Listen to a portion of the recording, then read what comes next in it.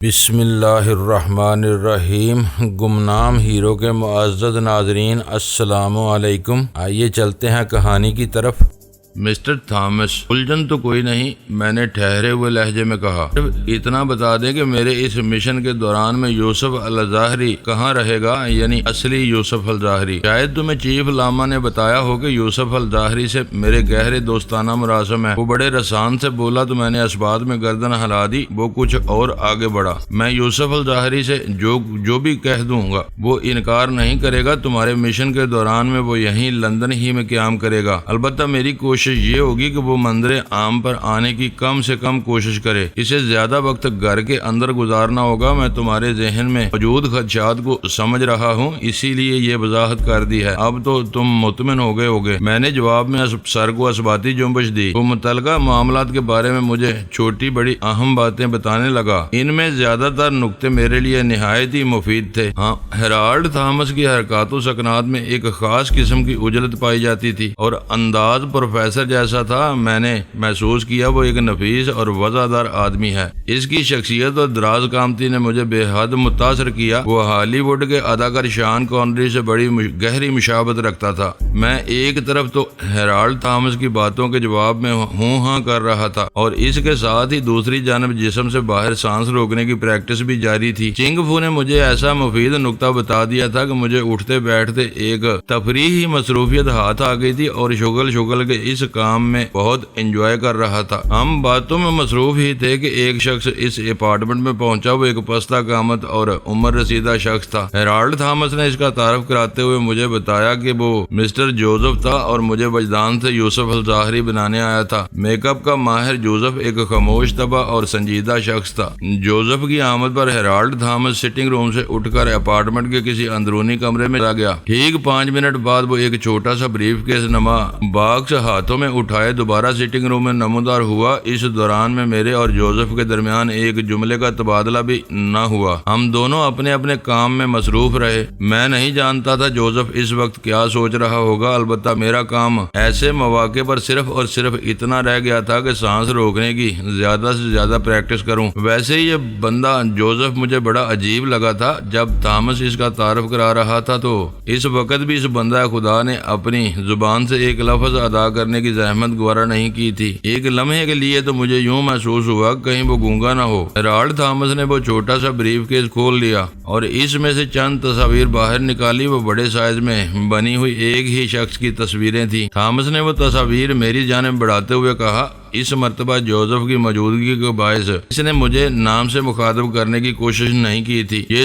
یوسف الظاہری کے فوٹوگراف ہیں۔ میں نے اس بات میں سر ہلایا اور ان فوٹوگراف کو بغور دیکھنے لگا۔ وہ تمام تصاویر کلوز اپ تھیں اور مختلف زاویوں سے بنائی گئی تھی۔ ایک بات میں نے خاص طور پر نوٹ کی کہ یوسف الظاہری کے چہرے کی ہڈیوں کی ساخت بڑی حد تک مجھ سے ملتی جلتی تھی۔ مسٹر ہیرالڈ تھامس نے بہت سوچ سمجھ کر یوسف الظاہری کا انتخاب کیا تھا۔ جوزف کو مجھے یوسف الظاہری بناتے ہوئے زیادہ محنت کرنے کی ضرورت نہیں تھی۔ مجھ سے وہ فوٹوگراف لے کر تھامس نے جوزف کو دے دیے اور کہا، تم ان تصاویر کو دیکھتے ہوئے اپنی تیاری شروع کر دو۔ تھوڑی ہی دیر میں یہ شخص یہاں پہنچنے والا ہے۔ جوزف نے چھٹانگ پر کی زبان کو حرکت دینے کی بجائے 3 شیر کے سر کو اسبات میں جنبش دی اور واقعی اپنے کام میں مصروف ہو گیا۔ اس کی اس ادا نے میرے اس یقین کو اور بھی پختہ کر دیا کہ وہ قوت گویائی سے محروم ہے۔ تھوڑی دیر کے بعد اصلی یوسف الظاہری بھی اس اپارٹمنٹ میں پہنچ گیا۔ وہ اکیلا ہی آیا تھا اور اس بات نے مجھے چونکا دیا۔ ہیرالڈ تھامس مجھے بتا چکا تھا کہ وہ اپنی گرل فرینڈ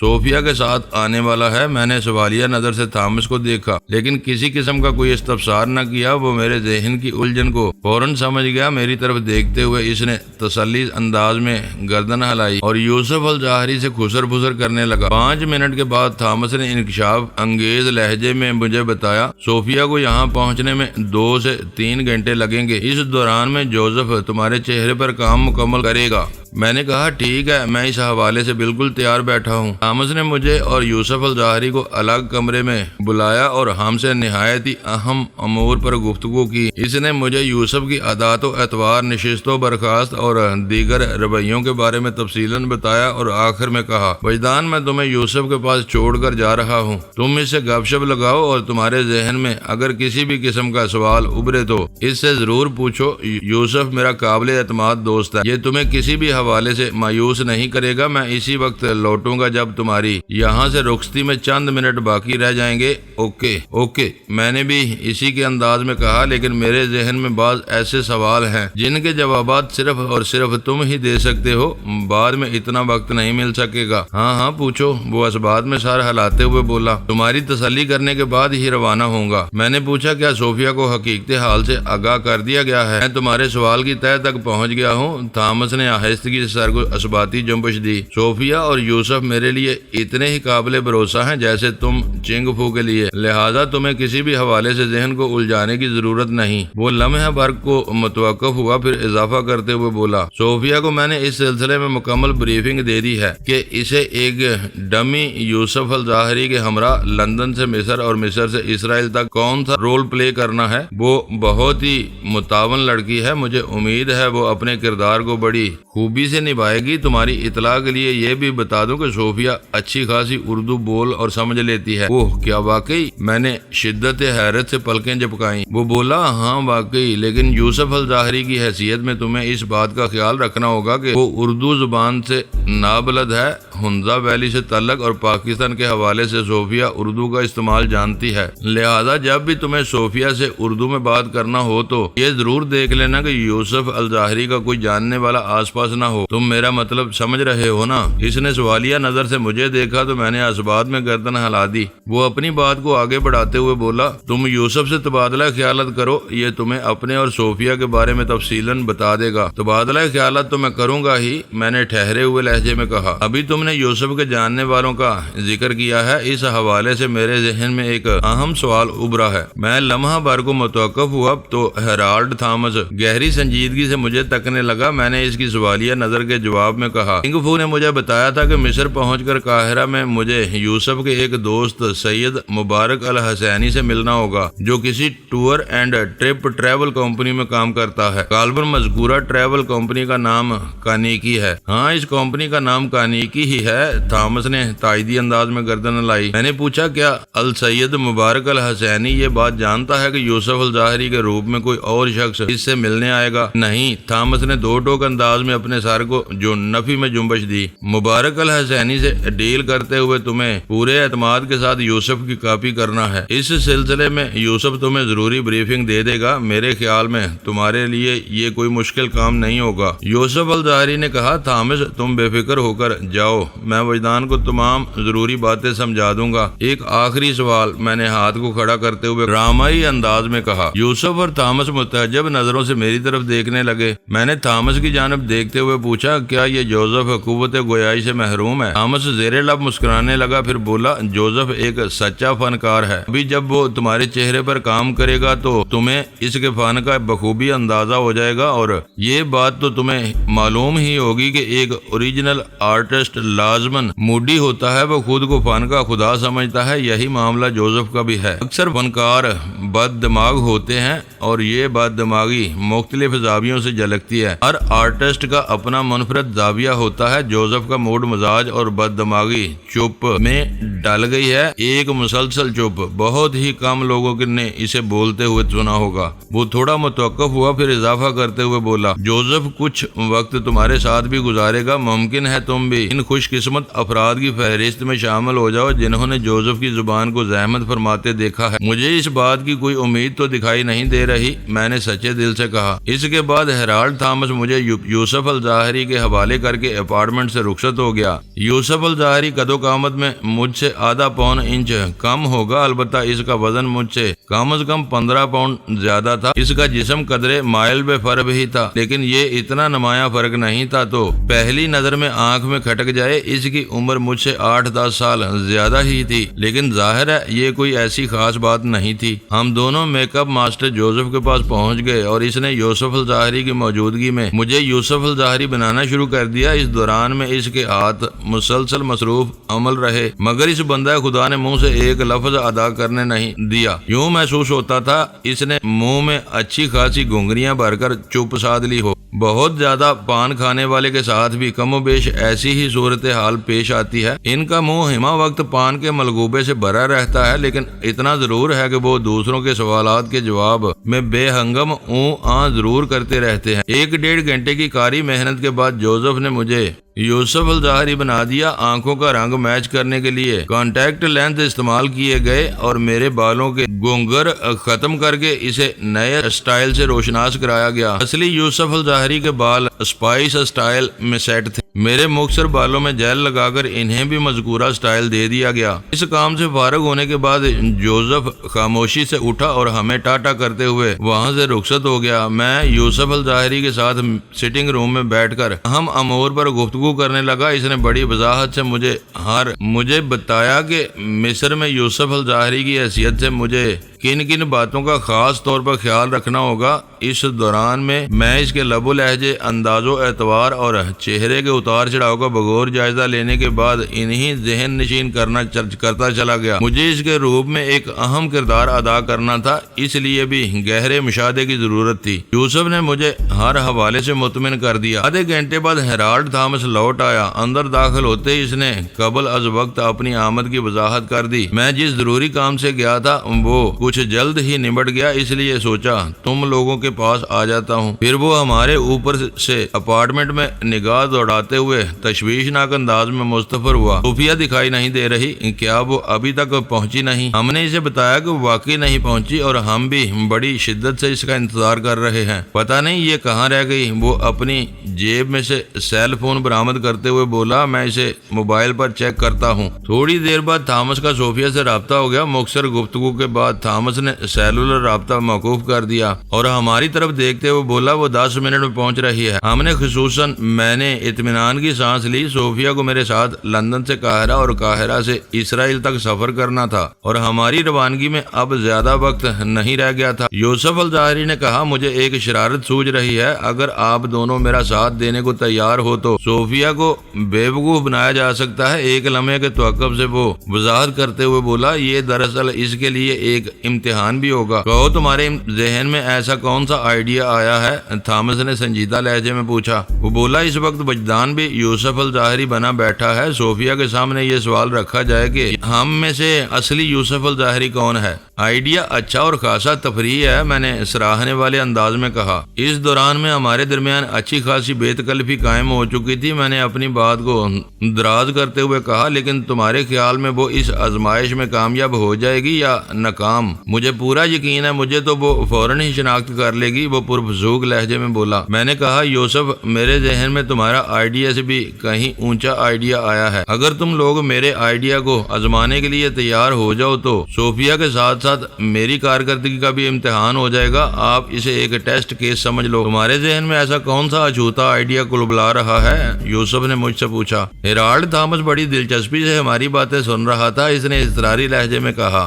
تم لوگوں کو جو کچھ بھی کرنا ہے فوراً کر ڈالو۔ صوفیہ کے یہاں پہنچنے میں اب زیادہ دیر نہیں ہے۔ میں یوسف کی جانب متوجہ ہو گیا اور پوچھا، کیا صوفیہ جانتی ہے کہ تم نے یہ لباس پہن رکھا ہے؟ بات ختم کرتے ہی میں نے اس کے پہناوے کی طرف اشارہ بھی کر دیا۔ نہیں، اس نے نفی میں گردن ہلائی۔ ہمیں ایک ساتھ آنا ضرور تھا، لیکن صوفیہ میرے ڈریس کے بارے میں کچھ نہیں جانتی۔ میرے پاس آنے سے پہلے سے اس کے اسکیچول میں تھوڑی تبدیلی آ گئی تھی۔ بس تو پھر ٹھیک ہے، میں نے ایک اطمینان بھری سانس خارج کرتے ہوئے کہا۔ جب صوفیہ اس اپارٹمنٹ کی گھنٹی بجائے گی تو میں اسے ریسیو کرنے کے لیے دروازے تک جاؤں گا۔ میں نے اپنے آئیڈیا کی تفصیل سے انہیں آگاہ کیا۔ میں اس کے سامنے کاٹیج کو یہی ظاہر کروں گا کہ اصلی یوسف الظاہری ہوں۔ ہمارے پاس امتحان سے گزرنے کے لیے صرف اتنی مہلت ہوگی جب تک ہم داخلی دروازے سے اس سٹنگ روم تک پہنچتے۔ مجھے خود کو یوسف الظاہری ثابت کرنے کے لیے اپنی اداکارانہ صلاحیتوں کو آزمانا ہوگا اور صوفیہ کی ججمنٹ کا امتحان ہو جائے گا وہ کس حد تک اپنے بوائے فرینڈ کو پہچانتی ہے۔ تم بہت عمدہ آئیڈیا لائے ہو وجدان،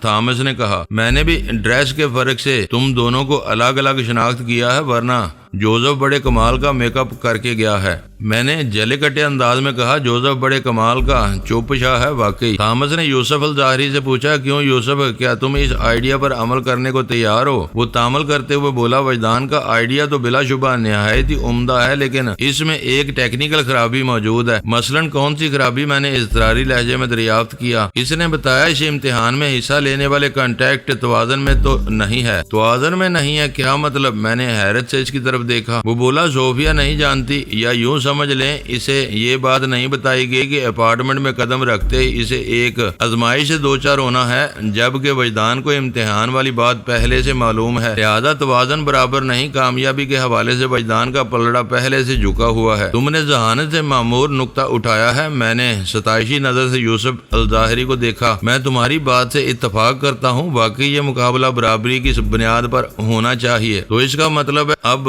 یہ ٹیسٹ نہیں ہو رہا؟ تھامس نے ہم دونوں سے پوچھا۔ ٹیسٹ تو ضرور ہوگا، لیکن ذرا مختلف انداز میں نے کہا۔ مختلف انداز کی وضاحت تم کن الفاظ میں کرو گے؟ تھامس مستفر ہوا۔ میں نے وضاحت کر دی، صوفیہ کے آنے پر دروازہ کھولنے میں ہی جاؤں گا اور اس کے سامنے خود کو یوسف الظاہری کی حیثیت سے پیش کروں گا۔ وہ مجھے پہچان پاتی ہے یا نہیں، مگر میں یہ دیکھنے کی کوشش ضرور کروں گا کہ اپنی اداکاری میں کس حد تک کامیاب ہوں۔ ان دونوں نے بیاں کی زبان ہو کر کہا، ہاں یہ ٹھیک ہے۔ اسی وقت اطلاع گھنٹی بجنے لگی۔ میں نے سوالیہ نظر سے تھامس اور یوسف الظاہری کی طرف دیکھا۔ تھامس نے اس بات میں گردن ہلاتے ہوئے کہا، وجدان، لگتا ہے تمہاری آزمائش کا وقت آ گیا ہے، اٹھو اور جا کر صوفیہ کے لیے دروازہ کھول دو۔ میں خاموشی سے اٹھا اور پورے اعتماد قدموں سے اپارٹمنٹ کے داخلی دروازے کی سمت بڑھ گیا۔ اس دوران میں ڈور بیل دوسری مرتبہ کسی کی آمد کی اطلاع دے چکی تھی۔ ان لمحات میں ہم تینوں اپارٹمنٹ میں بیٹھے صوفیہ کی آمد کے منتظر تھے، لہذا 99% امکان اس بات کا تھا کہ دروازہ کھلنے پر صوفیہ ہی سے نگاہیں چار ہوں گی۔ میں نے ہینڈل گھما کر دروازہ کھول دیا۔ میری نگاہ جس چہرے پر پڑی، اسے دیکھ کر میں چونک اٹھا۔ مجھے حیرت کا ایک جھٹکا لگا تھا، لیکن میں نے چہرے کے تاثرات سے اپنے اندرونی کیفیت کو اشکار نہیں ہونے دیا اور بعین یوسف الظاہری کے انداز میں اپنی گرل فرینڈ کو ویلکم کہا۔ وہ بڑے والہانہ انداز میں زیر لب مسکرائی اور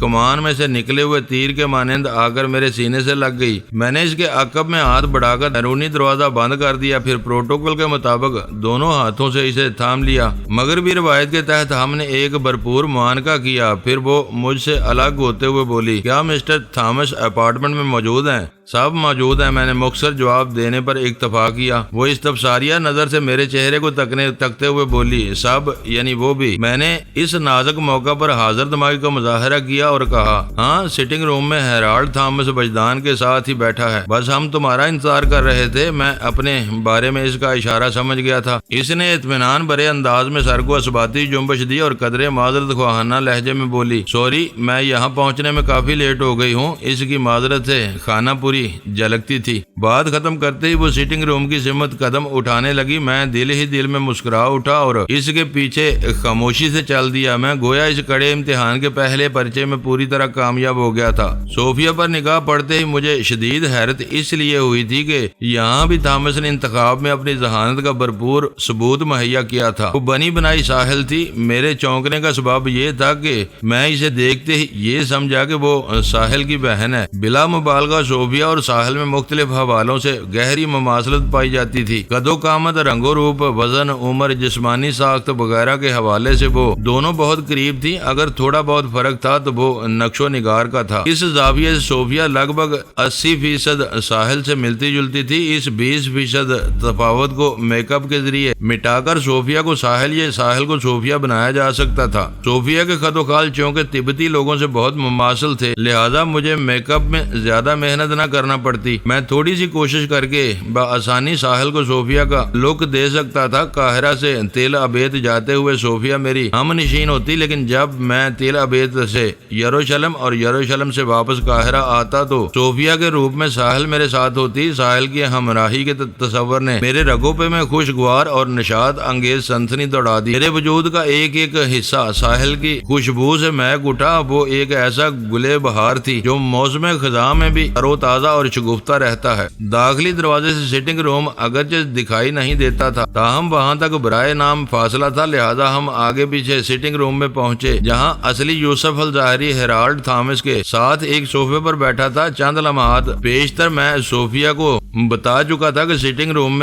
میں یعنی وجدان تھامس کے ساتھ موجود ہے، لہذا اس کا ٹھٹکنا لازمی بات تھی، اور وہ احتجابیہ نظر سے باری باری تھامس اور اصلی یوسف الظاہری کو دیکھنے لگی۔ پھر اس سے قبل کہ اس کا احتجاب الفاظ کی شکل اختیار کر کے اس کی زبان سے پھسل جاتا، میں نے بآواز بلند اردو میں کہا، صوفیہ تم نقلی یوسف الظاہری سے تو مل چکی ہو، اب اصلی سے بھی الیک سلیک کر لو۔ بات ختم کرتے ہی میں نے تھامس کے ساتھ بیٹھے ہوئے یوسف الظاہری کی طرف اشارہ بھی کر دیا۔ وہ ایک جھٹکے سے پلٹ کر مجھے دیکھنے لگی۔ میرے الفاظ نے گویا اس کی سماعت میں ایک خوفناک دھماکہ کر دیا تھا۔ اس کی آنکھوں میں شدید الجھن اور چہرے پر زلزلے ایسے تاثرات تھے، وہ ہکا بکا مجھے دیکھتی چلی گئی۔ وہ چند لمحات قبل مجھے اپنا بوائے فرینڈ یوسف الظاہری سمجھ کر بڑے جذباتی انداز میں بغل گر ہوئی تھی، اور وہ نرم و گرم تمام تر تقاضے نبھائے تھے جن کی خواہش اور ضرورت وہ اپنے اندر یوسف الظاہری کے حوالے سے رکھتی تھی، لیکن اب اچانک اس پر آشکار ہو رہا تھا۔ اس نے یوسف الظاہری کے روپ میں کسی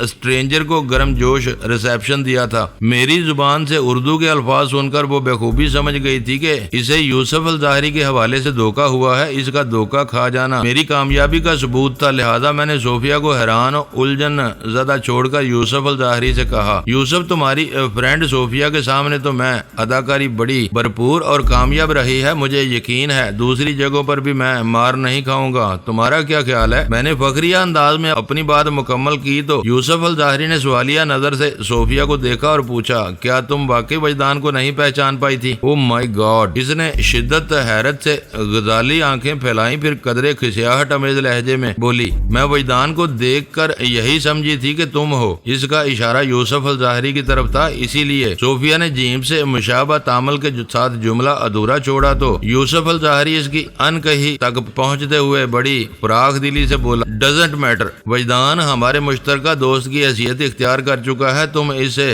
اردو زبان میں بھی گپ شپ لگا سکتی ہو۔ اوکے۔ صوفیہ نے ایک گہری سانس لی اور میری طرف دیکھ کر معنی خیز انداز میں مسکرانے لگی۔ جواب میں بھی مسکرا اٹھا۔ یوسف الظاہری سے میں تفصیلی ملاقات کر چکا تھا، اس نے اور ہیرالڈ تھامس نے مجھے تمام اہم امور کے بارے میں بڑی باریک بینی سے سمجھا دیا تھا۔ صوفیہ کی آمد پر مجھے اس سے میٹنگ کا موقع فراہم کیا گیا تاکہ ہم ایک دوسرے کو اچھی طرح سمجھ سکے۔ صوفیہ بے شک اردو سمجھ اور بول لیتی تھی، تاہم اس کا لب و لہجہ گلگت اور چترال کے لوگوں ایسا تھا، زیادہ وقت کی کمی کے باعث آسانی کی خاطر ہم نے انگلش ہی کو وسیلہ اظہار بنایا، کیونکہ اردو بولتے ہوئے بعض الفاظ اس کے پلے نہ پڑتے اور وہ سوری بول کر سوالیہ نظر سے مجھے دیکھنے لگتی۔ اسی طرح جب وہ اردو کے کسی جملے میں ہنزا ویلی کے 8 الفاظ شامل کر دیتی تو میں اس کا منہ دیکھتا رہ جاتا۔ آدھے گھنٹے کی اسے ملی جلی گفتگو میں ہم دونوں نے اس حد تک ایک دوسرے کو اچھی طرح سمجھ لیا۔ اس سنسنی خیز ڈرامے میں ہمارا ایک ساتھ جتنا رول تھا، ہیرالڈ تھامس نے اسے یہ کردار اچھی خاصی محنت سے ازبر کرا رکھا تھا۔ مجھے یقین ہو گیا کہ اس مشن میں صوفیہ بڑے بھرپور انداز میں میرا ساتھ دینے کی پوزیشن میں ہے۔ وہ خاصی مستعد اور ولولہ انگیز لڑکی تھی۔ اس یقین نے مجھے یکسر مطمئن کر دیا کہ صوفیہ اچھی ساتھی ثابت ہوگی۔ ایسا یہ کہ میگا ٹاپ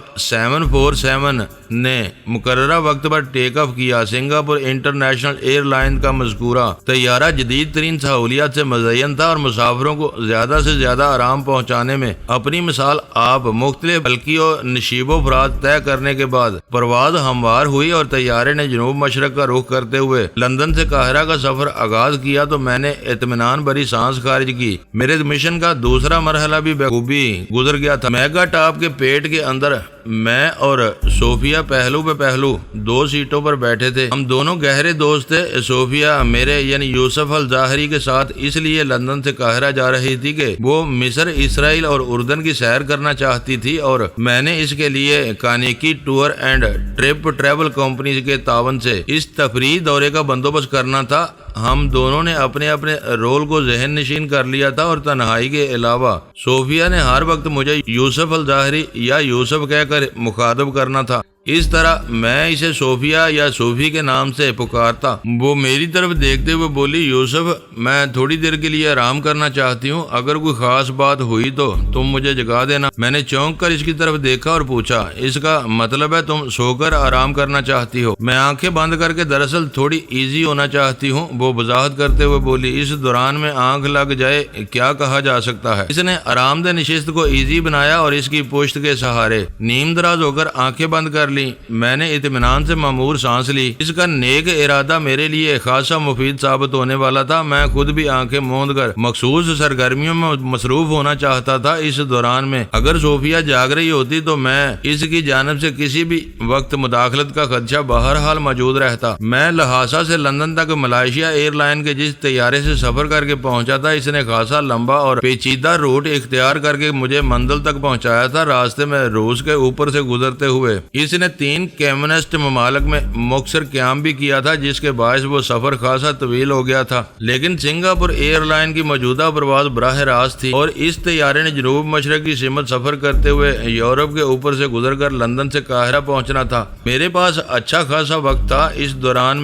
میں اپنی خفیہ سرگرمیوں میں بھرپور حصہ لے سکتا تھا۔ میں نے ظاہرہ آنکھیں بند کرتے ہوئے سیٹ کی پشت گاہ سے ٹیک لگائی اور دھیرے دھیرے سانس کھینچنے چھوڑنے لگا۔ یہ ایک طرح کی اسموتھ بریدنگ تھی۔ میں آہستگی انہیل اور ایکزیل کرنے لگا۔ اس عمل نے تن بدن کو فرد سے بھر دیا۔ فوراً پوشی سے دوسری ملاقات کے بعد سے اب تک میں اٹھتے بیٹھتے سانس کی مشق کرتا چلا آ رہا تھا۔ میری بنیاد یوگا کے حوالے سے چونکہ کافی مضبوط تھی، لہٰذا اس میدان میں چیف لاما کی ہدایت پر عمل کرنے میں مجھے کسی دقت کا سامنا نہیں کرنا پڑا اور مشکل کوشش نے مجھے اس مقام پر پہنچا دیا کہ میں اپنے جسم سے باہر کم و بیش 10 منٹ تک سانس روکنے کے قابل ہو گیا۔ یہ ایک حیرت انگیز اور مسرت امیز کامیابی تھی۔ اس دل خوش کن احساس کے ساتھ میں نے تیسری آنکھ کو زحمت دی اور تصور میں اپنی دوست لی یان کے خد و خال کو اجاگر کیا۔ لی یان کے ماحول تک رسائی حاصل کرنے کے لیے سانس روکنے کی چنداں ضرورت نہیں تھی۔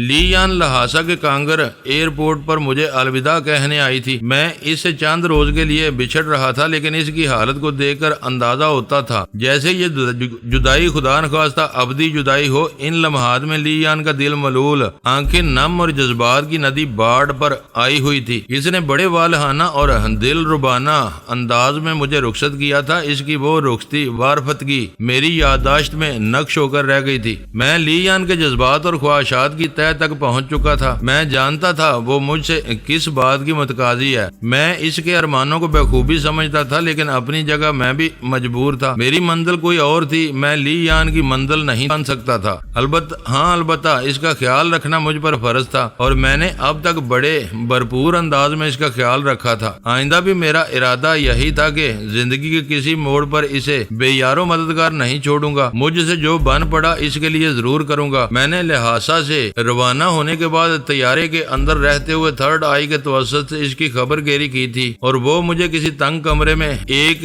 بستر پر سوئی ہوئی نظر آئی تھی۔ اس مرتبہ جو میں نے اس کے ماحول میں انٹری دی تو وہ مجھے گہری نیند میں ملی۔ اس کے برابر بچھے ہوئے دوسرے بستر پر وہ تبتی عورت بھی موجود تھی جسے میں نے پہلے بھی اس کمرے میں دیکھا تھا۔ مجھے یہ سمجھنے میں کوئی دقت محسوس نہ ہوئی کہ وہ تبتی عورت در حقیقت لی یان کی نگران تھی، جسے چند روز پہلے تک چین سیان میرا اور لی یان کا نگران تھا۔ تبت کے مقامی وقت کے مطابق ان لمحات میں رات کے کم و بیش 10 بج رہے تھے۔ جو خانگ ٹیمپل میں شام و سحر کا آغاز قدرے جلدی ہو جاتا تھا، اس لیے یہی کہا جا سکتا تھا لی یان اس وقت گہری نیند میں ہوگی۔ یہاں شام و سحر کے آغاز سے مراد ان اوقات سے ہے، متعلق معمولات سے ہے۔ میں نے ایک بھرپور نظر لی یان پر ڈالی اور اس کے ماحول سے نکل آیا۔ اس کے بعد میں نے یکے بعد دیگرے چان سیان اور چنگ فو کے ماحول میں جھانکنے کی صحیح کی۔ چنگ فو کے سلسلے میں اس مرتبہ بھی مجھے حسب معمول ناکامیابی ہوئی، البتہ چن سیان کسی مراقبے کی سی کیفیت میں پایا گیا۔ وہ ٹیمپل کی خاموشی اور تنہائی میں کوئی نہایت ہی خاص الخاص مشق میں مصروف تھا۔ میں نے ایک گہری سانس خارج کی اور اس کے ماحول سے باہر آ گیا۔ میں نے بدستور آنکھیں بند رکھتے ہوئے گہری چند سانسیں لی اور اپنی رگے جاں کے بارے میں سوچنے لگا۔ میری اس سب سے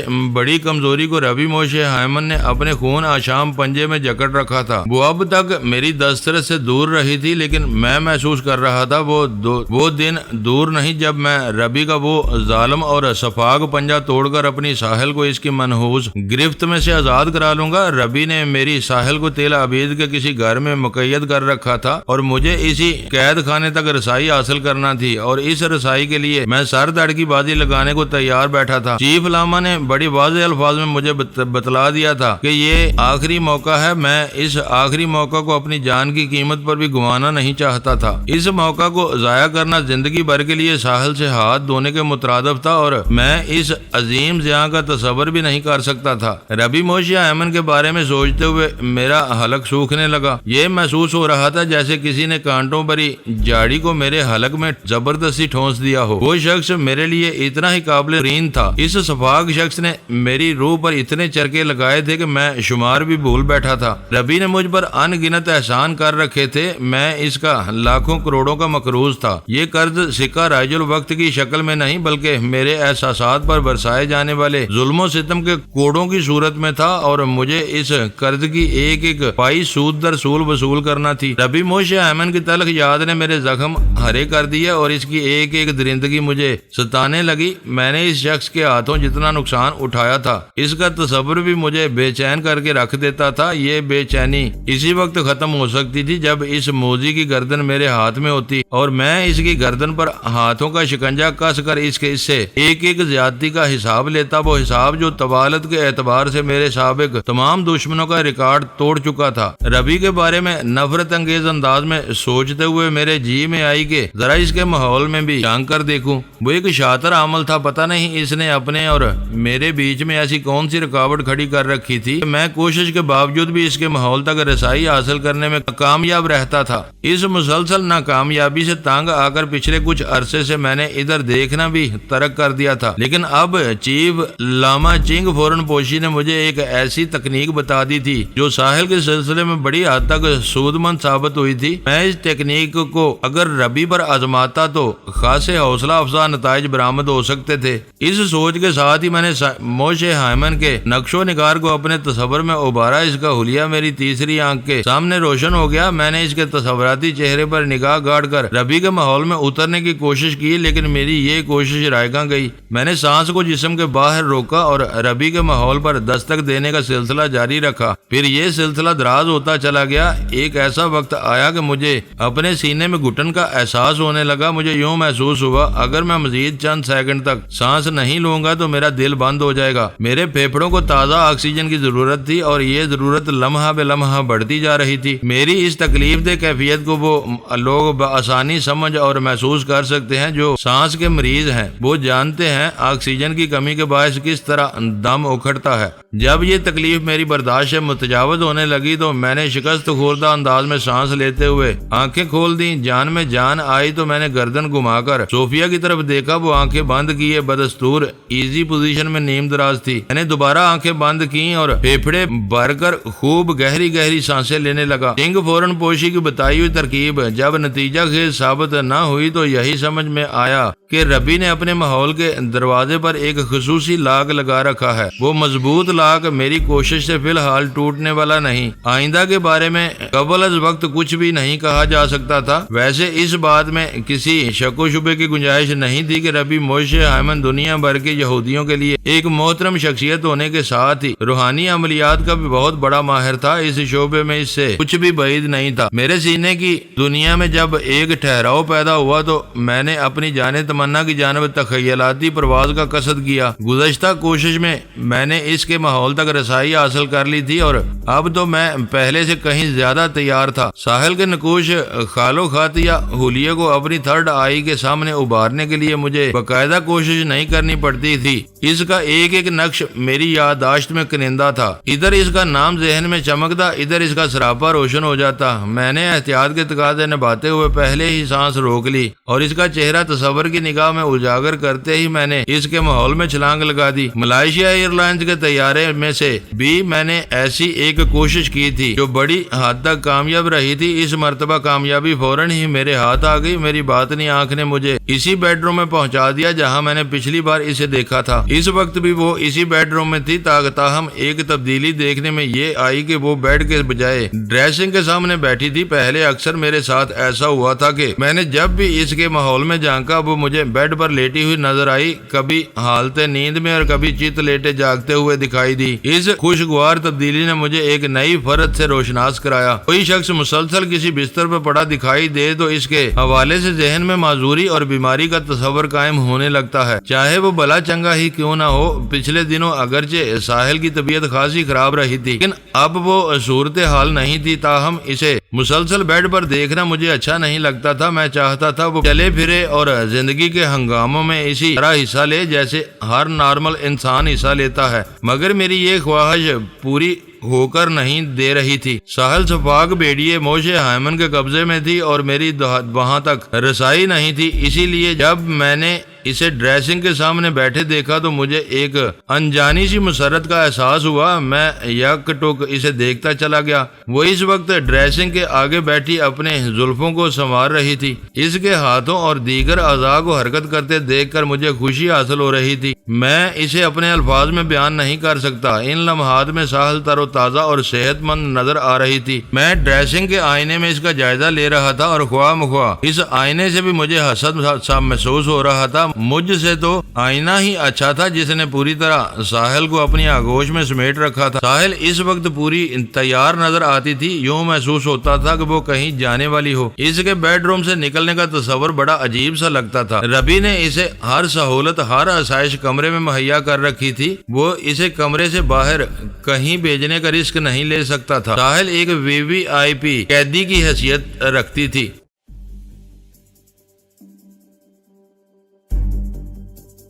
معزز ناظرین، لائک کریں، شیئر کریں اور کمنٹس باکس میں پاک آرمی زندہ باد، پاکستان پائندہ باد کا نعرہ ضرور درج کر کے اپنے ملک پر فخر کریں اور پاکستان کی بنیادیں مضبوط کرنے میں اپنا کردار ادا کریں۔ ویڈیو دیکھنے کا شکریہ۔